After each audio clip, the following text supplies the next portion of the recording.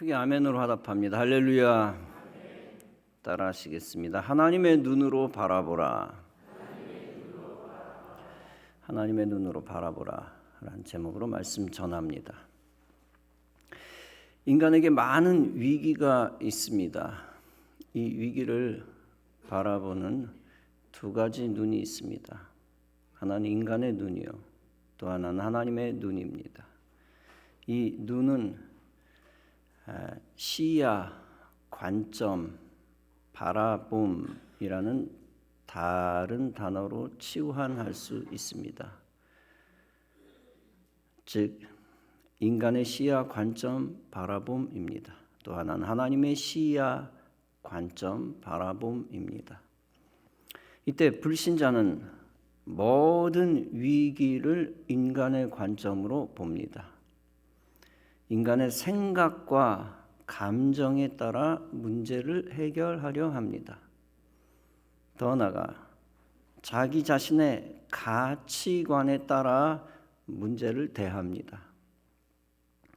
그러다 보니 인간의 방법, 자기 자신의 방법을 사용합니다. 그리고 많은 경우에 믿음 없는 불신앙의 방법을 사용합니다.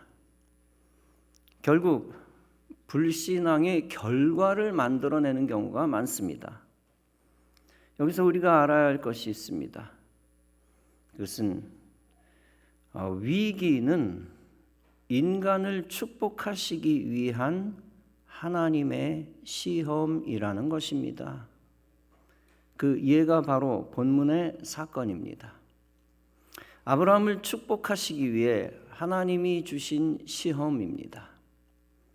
본문은 말씀합니다. 그 일 후에 하나님이 아브라함을 시험하시려고 그를 부르시되 아브라함아 하시니 그가 이르되 내가 여기 있나이다. 아브라함은 구약에서 가장 위대한 족장이었습니다. 인류 역사상 가장 믿음이 뛰어난 믿음의 조상이었습니다. 선민의 대표적 축복의 조상이었습니다. 성경이 하나님을 설명할 때에 아브라함이라는 이름을 넣어 설명합니다. 아브라함과 이삭과 야곱의 하나님이라고 부릅니다. 하나님이 처음서부터 그를 축복의 뿌리로 만드시고 설정하셨습니다. 그리고 그의 후손을 통해 메시아를 주시겠다고 약속하셨습니다. 그의 후손을 이 땅에서 가장 번성하게 하시겠다고 예정하셨습니다. 이 하나님의 계획 안에서 아브라함은 복의 근원이 될 수밖에 없었습니다. 그러나 이때 중요한 영적 원리가 있습니다. 축복의 약속이라도 반드시 거기에 합당한 대가가 필요하다는 것입니다. 약속은 성취되지만 그래도 대가가 필요하다.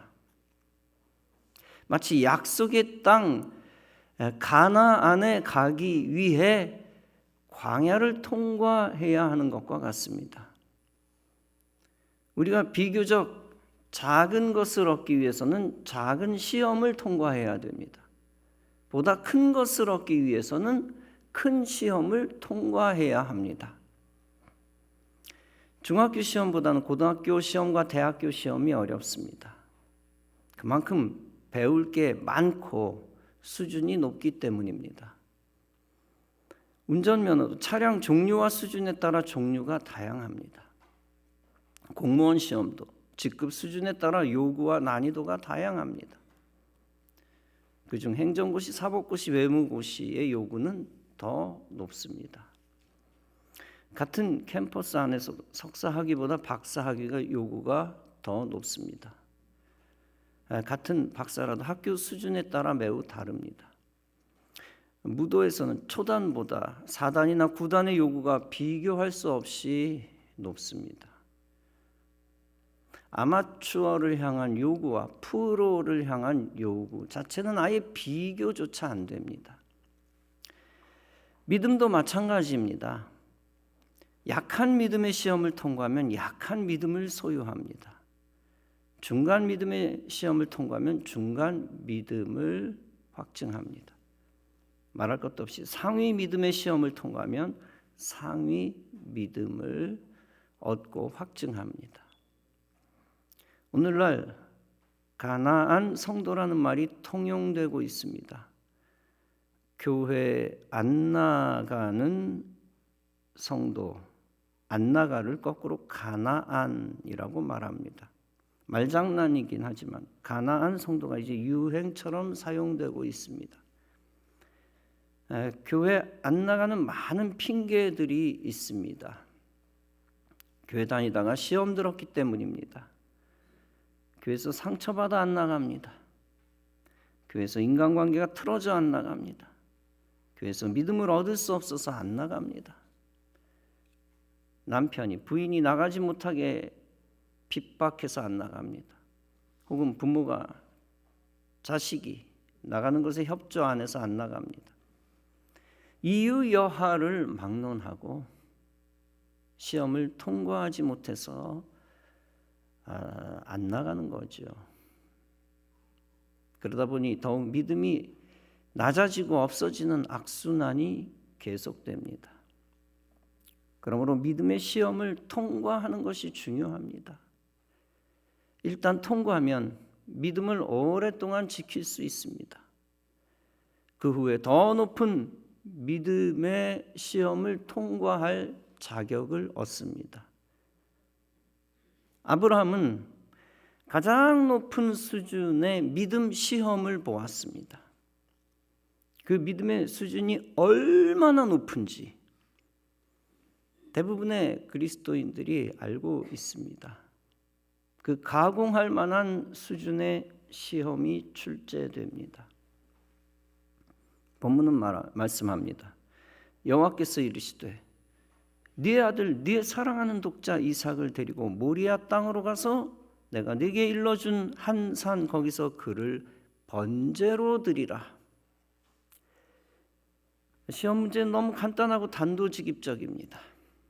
그러나 평범한 인간의 눈, 평범한 수험생의 입장에서 풀 수 없는 문제입니다. 정상적인 사람의 눈으로 보면 너무 잔인하고 있을 수 없는 문제입니다. 심지어 하나님의 명령이 맞는가 의심할 수도 있습니다. 왜냐하면 하나님이 그토록 인신제사를 혐오하시기 때문입니다. 한마디로 킬링 문항 저리 가라 수준이며 인간의 힘으로 풀 수 없는 문제입니다. 그런데 놀라운 것이 있습니다. 그 문제에 아브라함은 즉각적으로 대처하고 순종하고 있습니다. 적어도 성경 본문에 입각하면 오랫동안 문제 풀며 고민한 흔적이 안 보입니다. 성경 독자가 모르는 아주 인텐시브하고 집중적인 고뇌가 있었는지는 모릅니다. 그러나 성경의 진술상 아브라함은 그 시험 문제를 바로 풀기를 시도합니다. 본문은 말씀합니다.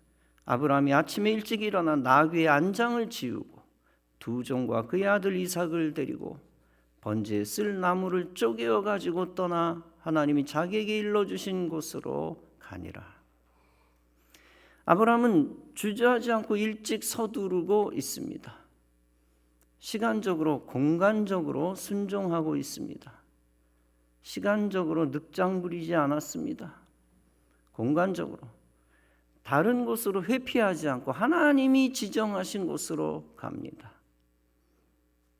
니느웨로 가라는 하나님의 명령을 어기고 다시스로 간 요나가 생각납니다. 장소에 있어서 하나님이 지정하신 장소로 간다는 것 자체가 큰 믿음입니다. 인생이 엇나가거나 틀어지면 진로를 자기 마음대로 변경합니다. 그는 조금이라도 시공간적으로 반항하는 모습을 보이지 않았습니다.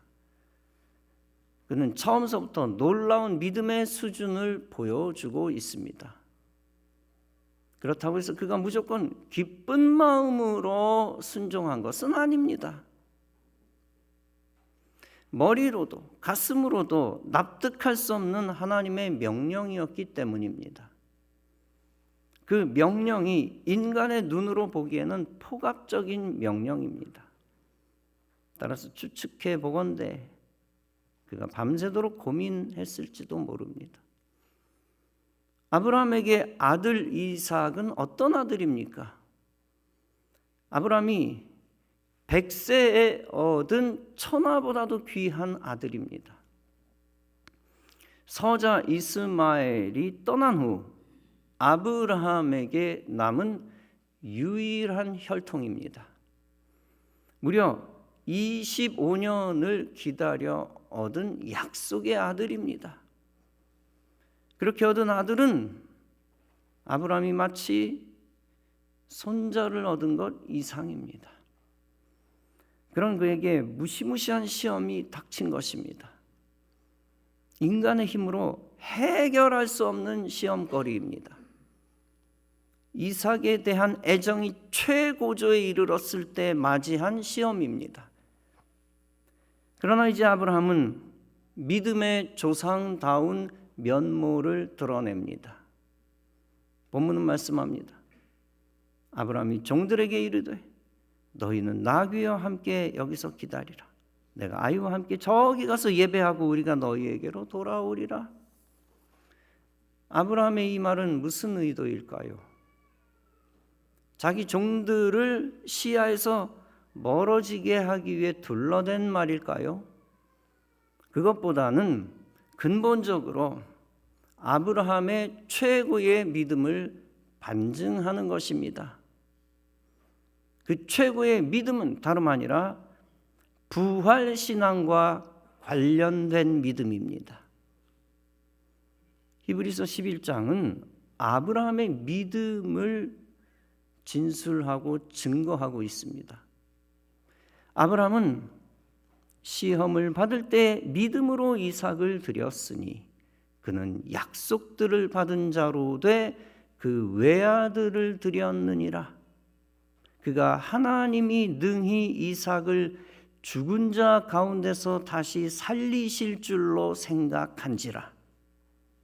비유컨대 그를 죽은 자 가운데서 도로 받은 것이니라.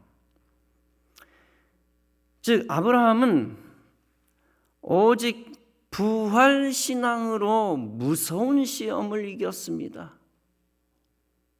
부활신앙 외에는 절대 이길 수 없는 무서운 시험입니다. 바로 그 무서운 시험을 유일한 해결 방법 부활신앙으로 해결하고 있습니다. 부활신앙이란 무엇입니까?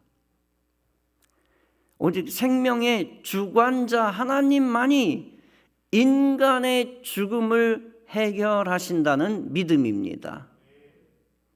그리고 오직 하나님만이 인간에게 다시 생명을 주신다는 믿음입니다. 그 믿음으로 아브라함은 모순 가득한 시험을 이기고 있습니다. 여러분, 두려움과 의심은 언제 옵니까? 이 땅 위에 극심한 모순을 경험할 때입니다. 바로 아브라함이 앞뒤가 전혀 맞지 않는 극심한 모순에 직면했습니다. 하나님이 아브라함에게 수많은 후손을 주신다고 약속했습니다. 그런데 아브라함의 유일한 아들 이삭의 죽음을 요구하셨습니다. 이것은 하나님의 약속과 명령 사이의 절대적 모순입니다. 이 절대적 모순을 아브라함이 절대 해결할 수 없었습니다. 더 나아가 인간은 누구도 그 모순을 해결할 권한도 없습니다. 그 모순을 해결할 수 있는 분은 오직 하나님뿐입니다. 하나님께서 그 모순을 어떻게 해결하고 계십니까? 다 아시다시피 절대 절망의 순간에 하나님이 다시 생명을 주십니다. 일단 아브라함이 아들 이삭을 제단 위에 올려놓고 결박합니다. 그리고 칼을 잡고 그 아들을 잡으려 합니다. 그때 하나님의 사자가 하늘에서부터 그를 불러 말합니다. 아브라함아, 아브라함아, 그 아이에게 내 손을 대지 말라. 그에게 아무 일도 하지 말라. 네가 네 아들, 네 독자까지도 내게 아끼지 아니하였으니 내가 이제야 네가 하나님을 경외하는 줄 아노라. 즉 죽은 것이나 다름없는 이삭에게 생명 존속의 기회를 주신 것입니다. 약속과 명령 사이에서 이 앞뒤가 맞지 않는 모순을 해결하신 것입니다. 믿음 없는 인본주의자들은 이렇게 비난할 것입니다. 하나님이 병 주시고 약 주시는 것이냐? 처음부터 이삭을 모리아산으로 데리고 갈 필요가 있냐? 다시 살리실 것이면서 왜 죽음의 문턱까지 끌고 가는 것이냐? 그러나 여기서 중요한 것이 있습니다. 그것은 하나님의 계획과 뜻과 하나님의 방법입니다. 약속하시고 복을 주시는 것이 하나님의 뜻입니다. 그 약속을 믿고 순종하는 자에게 복을 주시는 것이 하나님의 뜻입니다. 더 나아가 그 약속을 믿는 자의 믿음을 시험하시는 것도 하나님의 뜻입니다. 여기서 믿음의 수준에 따라 시험의 난이도를 하나님이 결정하십니다. 이때 우리가 알아야 할 놀라운 것이 있습니다. 그것은 믿음이 높은 사람은 결국 높은 시험거리를 이길 수 있다는 것입니다. 하나님이 그를 배려하시고 시험을 이길 수 있도록 계획하신다는 것입니다. 믿는 자에게 생명 주시기 위해 먼저 죽음의 시험을 주신다는 것입니다. 순종하는 자에게 승리를 주시기 위해 절망 시험을 주신다는 것입니다. 그러나 결국 그들이 다 이길 수 있게 예정하신다는 것입니다. 그것이 놀라운 하나님의 섭리입니다. 이미 하나님은 아브라함이 믿음으로 행동할 것이라고 예측하셨던 것입니다. 그럼에도 불구하고 아브라함에게 무서운 시험을 주셨습니다. 그 이유는 절대 수준의 믿음을 확증하는 것이 하나님의 뜻이기 때문입니다.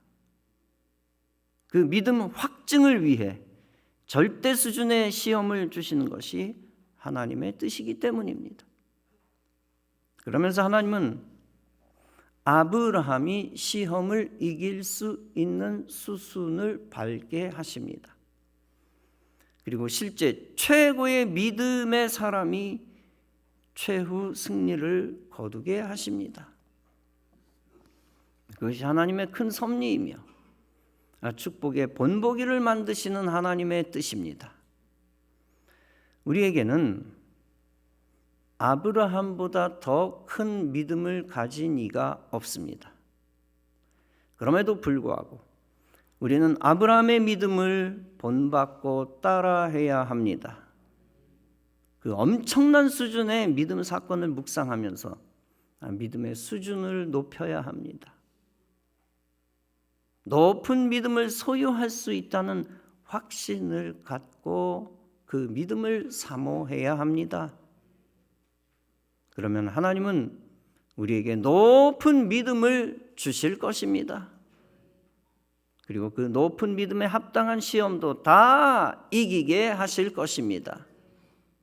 그 이김을 통하여 아브라함과 같은 축복의 열매를 경험할 것입니다. 따라서 로마서 8장은 말씀합니다. 우리가 알거니와 하나님을 사랑하는 자, 곧 그의 뜻대로 부르심을 입은 자들에게는 모든 것이 합력하여 선을 이루느니라. 또한 고린도전서 10장은 말씀합니다. 사람이 감당할 시험 밖에는 너희가 당한 것이 없나니 오직 하나님은 미쁘사 너희가 감당하지 못할 시험 당함을 허락지 아니하시고 시험 당할 즈음에 또한 피할 길을 내사 너희로 능히 감당하게 하시느니라.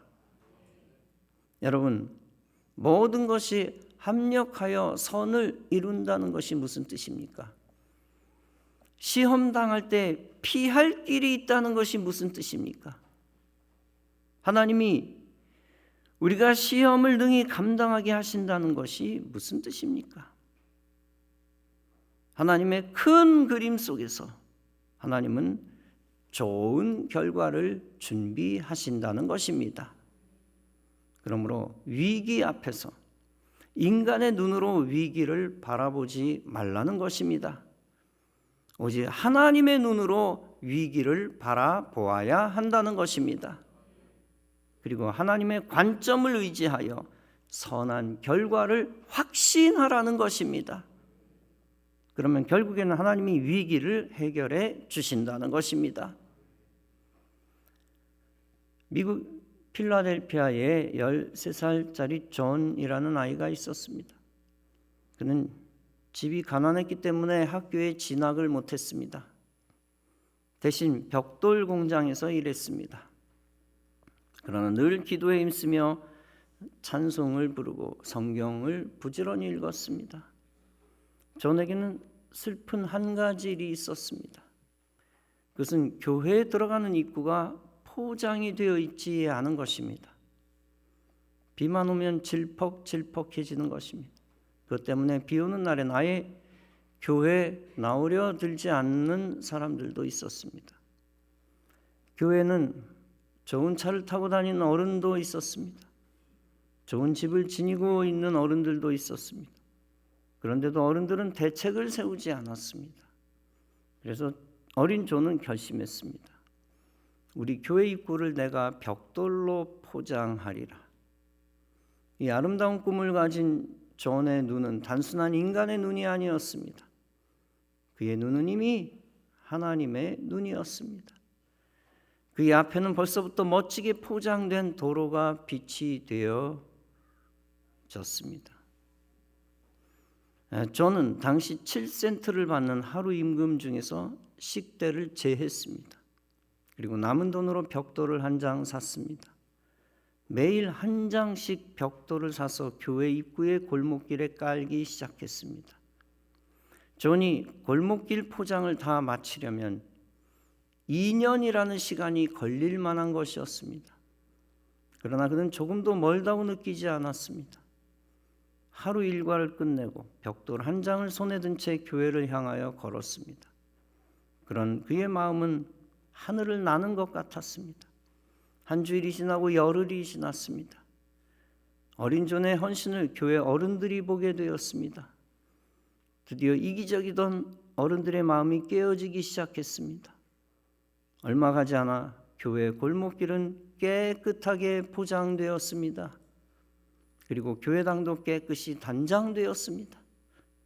하나님께서는 이 어린 소년을 한없이 축복하셨습니다. 그가 바로 훗날 백화점 왕이라고 불리웠던 유명한 인물 존 워너메이커였습니다. 어른들이 움직이지 않았던 이유가 무엇이었을까요? 그것은 어른들은 인간의 눈으로 문제를 바라보았기 때문입니다. 따라서 문제를 당장 해결하지 못했습니다. 반대로 그 아이가 움직였던 이유가 무엇이었을까요? 그것은 하나님의 눈으로 문제를 바라보았기 때문입니다. 여러분, 하나님의 관점을 가졌다는 것은 무엇과 같습니까? 현실 문제 앞에서도 약속의 축복을 믿는 아브라함의 눈을 가졌다는 것입니다. 인간이 해결할 수 없는 모순을 하나님이 해결하신다는 믿음을 가진 것입니다. 그 믿음을 소유했다는 것은 하나님의 은총을 입은 특별히 복 있는 자라는 증거입니다. 여러분 모두 하나님의 눈으로 모든 것을 바라볼 수 있는 은혜가 있기를 바랍니다. 그런 눈을 소유한다면 여러분 이미 약속의 복을 누릴 자격을 얻은 것입니다. 그런 눈으로 모든 문제를 하나님께 맡기고 헌신하고 충성하시기 바랍니다. 그러면 하나님이 하나님의 방법으로 여러분의 인생을 형통케 하실 것입니다. 우리 교회 성전 이전 건축 과정에서 많은 기적이 있었습니다. 그중 하나는 마지막 알박기 가구 구입 사건입니다. 그 가구 주인 할머니가 뭐라고 얘기했습니까? 내 눈에 흙이 들어가기 전엔 절대 이 집을 팔지 않겠다 라고 했습니다. 5년 6년 전까지 했던 이야기입니다. 하나님은 원로 목사님 때부터 새 성전을 주신다는 약속을 하셨습니다. 그런데 마지막 가구를 얻지 못한다는 것은 약속, 축복 약속과 절대 모순입니다. 창과 방패, 절대 모순입니다.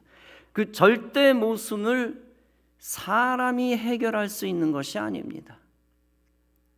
처음에는 우리를 찾아왔던 컨설팅 회사가 해결할 수 있다고 장담했습니다. 그러나 허튼 행동만 하고 문제를 해결하지 못하고 나가 떨어졌습니다.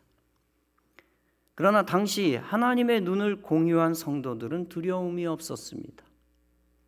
약속의 땅이 폐허가 되도록 하나님이 방치하지 않으신다는 확신을 가졌습니다. 하나님이 모순된 문제까지도 해결해 주셨습니다. 생명을 주관하시는 하나님이 그 노파의 인생 수명을 5년 전으로만 정하셨습니다. 그리고 수개월 후 그의 여러 아들들이 매각 시도를 하게 하셨습니다. 그로 인하여 약속의 땅을 완전히 우리 교회가 소유하게 되었습니다. 그런데 큰 산을 넘어 더 큰 산이 나타났습니다. 건축 자재값이 절반 가까이 뛰어 올랐습니다. 그것 자체도 인간의 눈으로는 약속의 축복과 정반대의 위기였습니다. 많은 교회들이 건축을 포기했습니다. 그러나 역시 하나님의 눈으로 위기를 바라보는 성도는 소망을 가졌습니다. 그 소망에 합당한 대출 자금의 은혜를 하나님이 주셨습니다. 은행이 모든 교회들에게 대출을 일체하지 않는 급박한 상황이었습니다. 그러나 하나님은 우리 교회 예외적으로 또 최근에 또 연거푸 주셨습니다. 큰 그림으로 보면 인간의 위기는 하나님의 기회입니다. 여러분 모두 아브라함의 눈으로 위기를 대하시기 바랍니다. 또한 여러분 모두 앞으로 끝까지 문제 앞에서 굴복하지 마시기 바랍니다. 온 성도가 한마음 한뜻으로 하나님의 시야를 가지시기 바랍니다. 하나님 관점으로 모든 과정 속에서 약속 믿고 헌신하고 충성하시기 바랍니다. 그러면 하나님이 약속의 축복의 열매를 허락하실 때 한 심령도 예외 없이 그 축복의 열매를 받아 누릴 것입니다. 하나님의 뜻은 성도가 약속의 축복을 믿고 바라보고 나아가는 것입니다. 하나님의 뜻은 그 축복을 믿는 성도가 그 약속의 축복에 동참하는 것입니다. 또한 하나님의 뜻은 그 축복을 믿는 자가 하나님의 기적을 체험하는 것입니다. 하나님이 이루실 하나님의 기적을 하나님의 눈으로 바라보는 여러분과 우리 교회가 되기를 바랍니다. 그 거룩한 바라봄 속에서 헌신하며 나아가 하나님의 위대한 뜻을 이루어 하나님께 무한 영광 올려드리는 성도 여러분 다 되어지시기를 주님의 이름으로 축원합니다. 기도하시겠습니다.